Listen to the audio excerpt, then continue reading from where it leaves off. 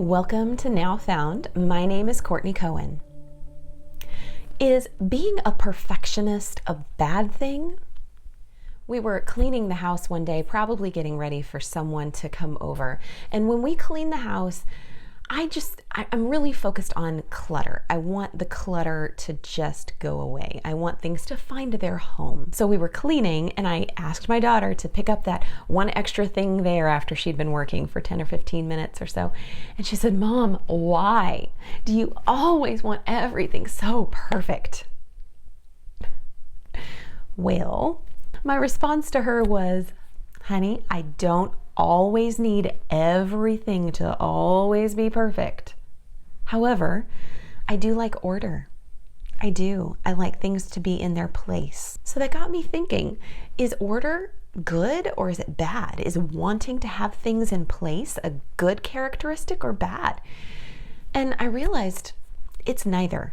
It's neither good nor bad. What really gives it meaning is its motivation. Why are we seeking order in this environment, in this situation, in this project? Why? God is a God of order. He is not a God of chaos.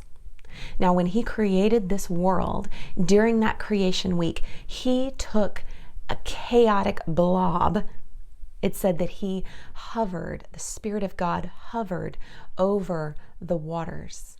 He hovered over the darkness. And then He spoke. And in His speech, He brought order to the world. Let there be light. And there was light. And here's the thing with order.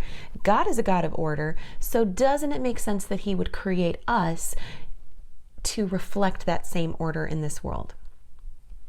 If God created us in His image, then that's just one more characteristic of His that we get to reflect in this world through our lives. Just as with everything that God creates that's good and true and beautiful and worthwhile, there's an enemy who wants to pervert it and wants to twist it. This is the deceiver. He doesn't want us to reflect God's image in this earth. So he does everything he can to twist what God has given us and make it reflect away from God. That's true with order. So Satan tells us that order is there so that we can appear good in front of others, so that others won't judge us.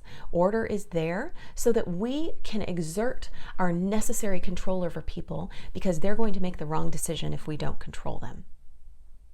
Order is there to provide structure so that everyone knows their proper place. That one can go too far. We really need to ask ourselves, where does this desire for order come from? Now, we all carry it in different levels. We all have different personalities. Some people really work well in kind of a scattered environment, and others certainly don't. But at some point, deep down, we all have this desire for things to belong, for things to be in place. We want to know where things go. Simple as that. We want to know where we fit in all of that as well. So order is a good thing with the right motivation. Today, I want to offer you a resource, my book called Refining Identity. This is all about discovering who God is and who He has designed you to be. And in that discovery of finding out who He has made you to be, you can better know what He's designed you to do. And that is pretty amazing. So feel free to go check that out at nowfound.org. You can also find Refining Identity on Amazon and barnesandnoble.com. Check out nowfound.org as well for other free resources, and be sure to follow this channel so you don't miss out on anything. Thank you so much for being here, and always remember, you are never too lost to be found.